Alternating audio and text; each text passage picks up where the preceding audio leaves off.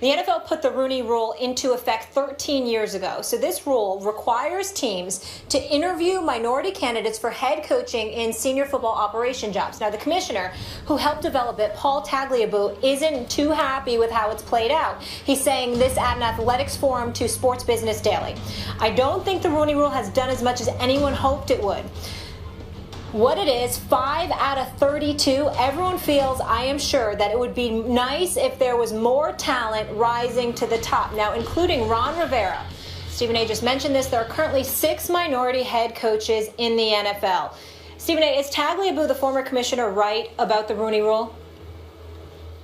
He's absolutely right. There's no question about that. First of all, 5 is not enough. It's not fair, particularly in a league that's better than 65 to 70% African American. We all know this. But more importantly, when you dissect and really look at the Rooney Rule, it's not just about the NFL. It's about all these professional sports leagues. And it's about something that needs to be said that's very really been said. When you talk about diversity and diversity policies, let's just call it what it is. It's been very, very disingenuous. There's no way around it. You've got a situation where it's limited policies, and more importantly, there's no policing. And so as a result of that, where's the consequences for failure for those who fail to comply? There's really none as far as I'm concerned. If you think about it, Max, when you think about affirmative action, obviously it was introduced in 61 by the Kennedy administration, ultimately exacted and implemented in the law by the Johnson administration in 1965. When Lyndon B. Johnson tried to explain what it was all about. It's sort of like evening the playing field. And what you had to follow was, in corporate America, that is, Molly, Max,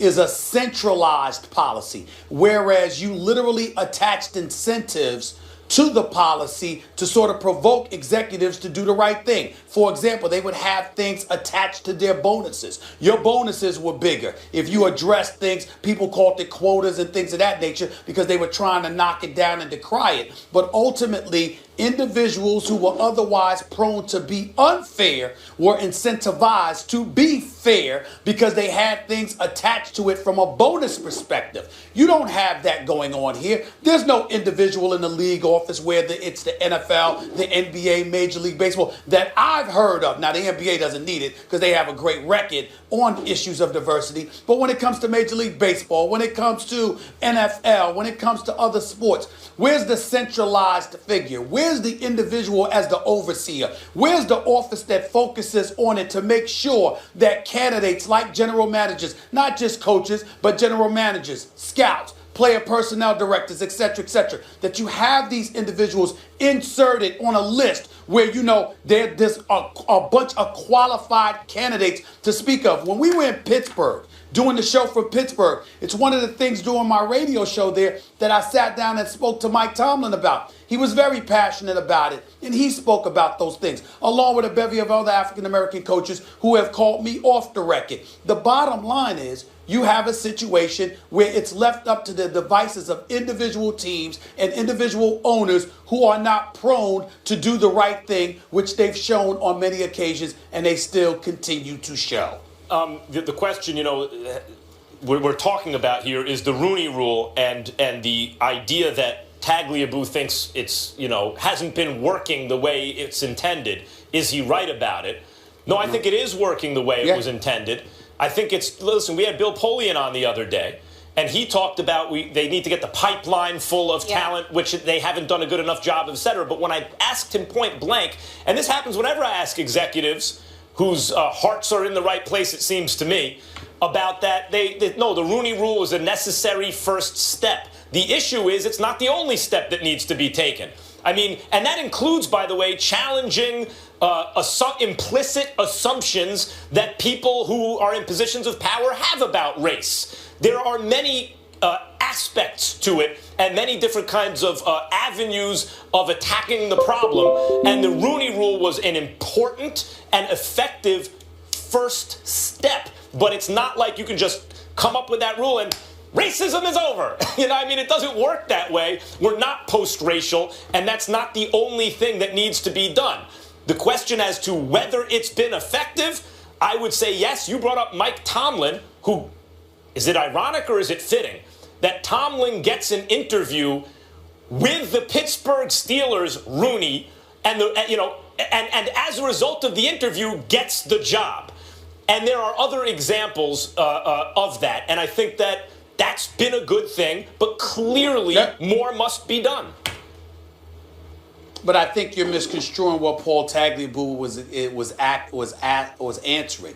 We're not Paul Tagliabue, myself, and others would never say there's been no benefit to the Rooney Rule. If I thought there were no benefit, I would have said that when Bill Polian was on our show last week. That's not what we're implying here. What we're saying is, although there was progress from the Rooney Rule's inception, as we look at it now and the advancement one anticipated would ultimately take place, that's what's not happening. No. By mere virtue of the fact that Bill Polian said that there's a pipeline that needs to be addressed and improved and buffered. The fact that in the year 2016, we still don't have that in place, that infrastructure is not there, that those things are not being addressed, that things are not being centralized to such a degree where teams and owners can be held accountable for unfair practices, for example. Those kind of things have to be addressed. The Rooney Rule was supposed to eradicate the need for any of that. But by virtue of the fact that there is still a need for that, highlights the fact that people are still not about doing the right thing. Well, I think that's the issue here that Paul Tagliabue was speaking to. And okay, fine. I find that hard to disagree with, right? But I think my big point, at least about this subject, is the Rooney Rule is excellent. It's good that it's implemented. It's had a positive impact. Much more needs to be done. And if the idea is, hey, the Rooney Rule is there and everything will be okay so long as it's rigorously applied, I think that flies in the face of the reality that generally, if people are not from cultures of persecution and don't identify with the struggle, or at least it's not a priority for them, then you come up with a rule that addresses the problem for your business from a public perception point of view, maybe even a PR point of view, maybe even from your own kind of internal moral compass, right? It satisfies that, and now you can go on. And the point is, much more has to be done, and maybe it's not as important to many of the people in positions of power as it should be. Well, exactly, Max. And that latter point is why what Paul Tagliabue said is so profound. Because the rule is in place for you to exercise a level of fairness. But the fact that you're unwilling to do so speaks to the heart and the soul, or the absence thereof, as it pertains to this particular issue. So when you have a league who's profiting off of the very kinds of folks they want to alienate from positions of influence or power, that's why things need to be centralized. That's why the importance of it needs to be elevated. And that's why it's important what Paul Tagliabue said, because he's saying that what it was intended to accomplish, ultimately it's not doing so because it hasn't legislated the heart and soul of people the way we were anticipating it would. And ultimately, that's going to be a problem considering the demographics that exist in our league. I totally understand it, and I applaud him for saying Yeah, well, he so. brought attention to it. And the mandate needs to extend to assistant and coordinator positions. And GMs. Yes, but also so that pipeline we're talking about, so the lower levels, the guys get an opportunity as well to reach those head coaching and get the right experience. In college sports. Yes. College sports has to come along because we need a pipeline from them too. Of course, very good point. Let's leave it there. Marvin Lewis is in his 14th season with the Bengals, but has yet to win a playoff game, and he's received a lot of flack for that over the years. But normally, his team is solid in the regular season, but this year they haven't lived up to the hype. Cincinnati is 4-7-1, third in the AFC North. But Lewis, he's not feeling the heat, telling our Catherine Terrell he isn't worried about his job status because he talks to the team's owner, Mike Brown, quite often. Here it is. I report to Mike, and that's all that really matters that way. I think the thing with Mike is that he's been in this business a long time, and he takes every loss as hard as I do or anybody else does here. But on the other hand, he trusts me to move the football team in the right direction. That's the commitment that he's made to me, and that's the commitment I've made to him, to get his football team in the playoffs, through the playoffs, all the time, and be world champions. Stephen A., what's your reaction to Marvin Lewis saying that he has no concern over his job status? Well, I think it's a disgrace. Marvin Lewis should have been fired years ago.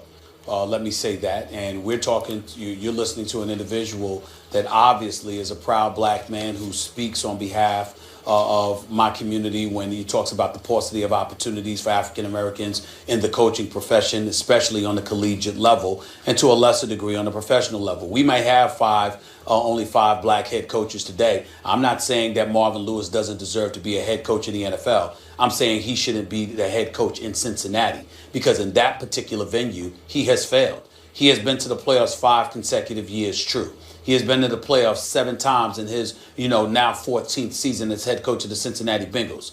He has zero playoff victories. And with that level of ineptitude in the postseason, because last time I checked, you cannot win the Super Bowl championship if you don't win a playoff game.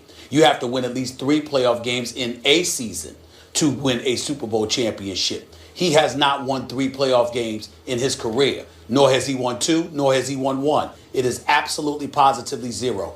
And to send the kind of message to the Cincinnati Bengals fans, knowing that they would rather have another head coach, knowing that they are absolutely and utterly disgusted with your level of ineptitude, for you to come out and be associated with a public comment talking about you are secure, it just gives credence to all of those who look at an African American, who question their qualifications, who question whether or not they're deserving of an opportunity. And I will be the first to tell you, it actually hurts my heart to say that. I don't want to say that about somebody from my community. I take no joy in this. But how in God's name are individuals on the come up, whether they're African American, Latino, or others, even white individuals, how can we possibly speak on behalf of their level of ineptitude and ignore Marvin Lewis? How can we expect those on the come up to get an opportunity if people like Marvin Lewis are allowed to keep their job? The only positive thing you can say about Marvin Lewis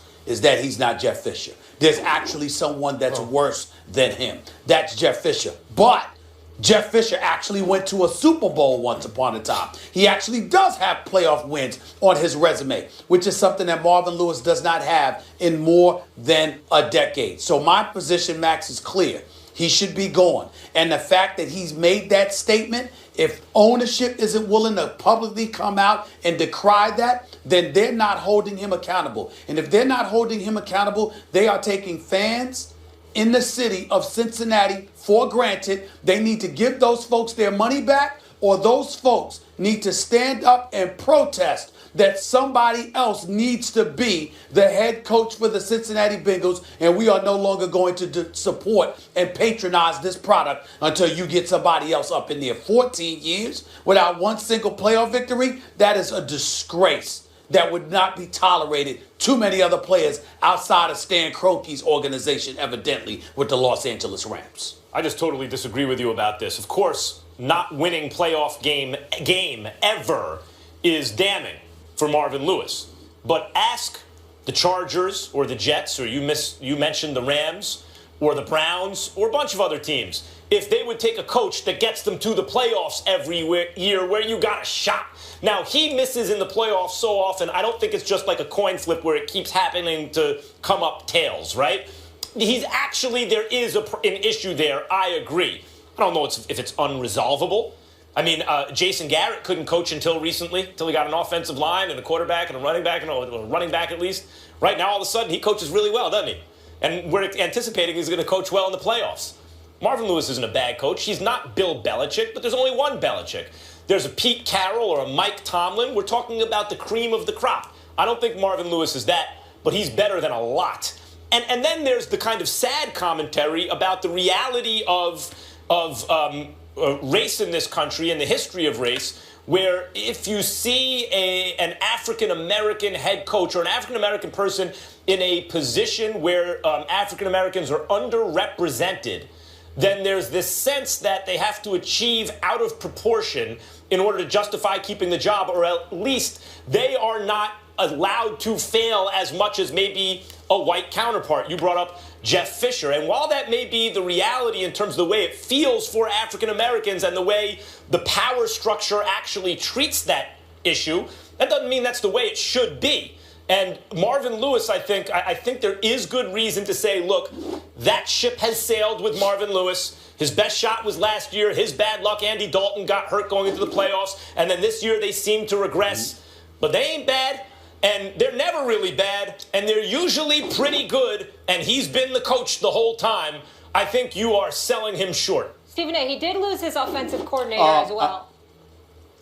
In his defense. Excuse me. He has no defense. He lost his offensive coordinator one day. He lost Hugh Jackson last year. He lost Jay Gruden a couple of years before that. He lost Zimmer, a defensive coordinator. But the point is, at one time he had him and still didn't win a playoff game. There's no defense for this. And by the way, Max Kellerman, I never said that he does not deserve to be a head coach.